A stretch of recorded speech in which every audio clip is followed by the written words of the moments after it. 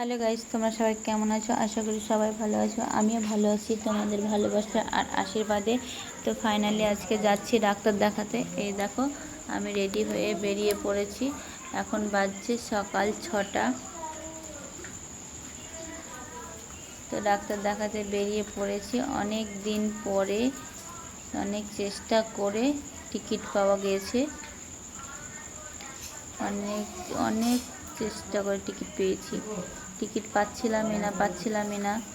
আর আমি এদিকে ব্যথাতে, যন্ত্রণাতে মানে অনেকটাই দুর্বল হয়ে গেছি। তো সব সময় তোমাদেরকে তো আর বলা যাবে না আমি অসুস্থ আছি বা আমার শরীর খারাপ বা এটা সেটা তো বলা যাবে না। অনেকে অনেক কথা বলতে পারে, ওই জন্যে সবসময় বলি না বা বলতে চাইও না। সবসময় খারাপ থাকলেও এটাই বলি যে হ্যাঁ ভালো আছি, তোমাদের ভালোবাসা আশীর্বাদে, এটাই বলি। তো দেখো, ডোমকল পৌঁছে গেছি। ডাক্তার দেখা যাক ডাক্তার কি বলছে, কেন প্রবলেমগুলো হচ্ছে সবটাই জানাবো। তো এই দেখো, আমি পৌঁছে গেছি। এখনও ডাক্তারবাবু আসেনি, আসলেই ডাকবে। তো ডাক্তার ঢুকে পড়েছে, আমি ডাক্তার দেখিয়ে বেরিয়ে চলে আসলাম। এসে দেখছি আমার ছেলে মোবাইল দেখছে। তো ডাক্তার যেটা বললো, ডাক্তার বলল আমার যে কোমরে যন্ত্রণাটা হচ্ছে, আমার কোমরের হাড় ক্ষয় হয়ে গেছে একটু, সেটাই বলল।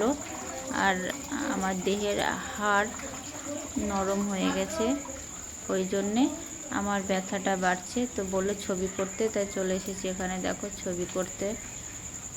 তো এই দেখো, ছেলে বসে আছে, ছবিটা করে নেব। ছবিটা করলে বোঝা যাবে যে কি হয়েছে প্রবলেমটা।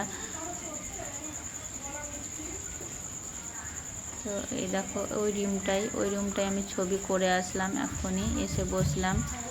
কারেন্ট নেই, ওই জন্য ছবিটা এখনও প্রিন্টিং হয়নি। তো ছবি করা হয়ে গেছে, এখনও রিপোর্ট পাইনি। তো ফাইনালি বাড়ি আবার চলে আসছি, রিপোর্ট পেয়ে গেছি, বাড়ি চলে আসছি। তো ছবিটা ডাক্তারকে দেখানো হয়েছে।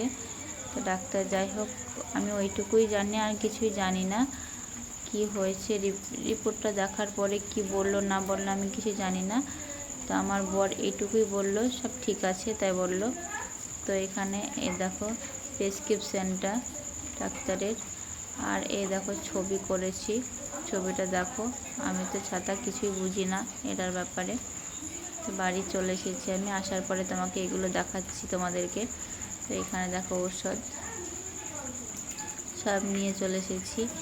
এই দেখো বাড়ি আসার পরে, তারপরে দেখো আরও এক জায়গায় কি হয়েছে তোমাদের দেখাচ্ছি, দাঁড়াও।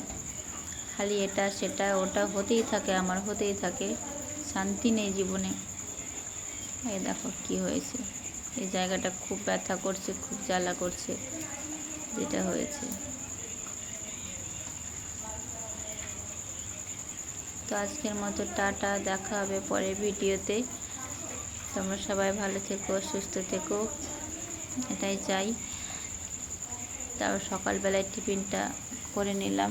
সকালের টিফিনে আমার কি আছে দেখো, আজকে ডাল পুরি আর এই যে তরকারি কিনে নিয়ে এসেছিলাম, আর এই যে মিষ্টি, এগুলো কিনে নিয়ে এসেছি। মা আর ছেলেতে মিলে খেয়ে নিলাম।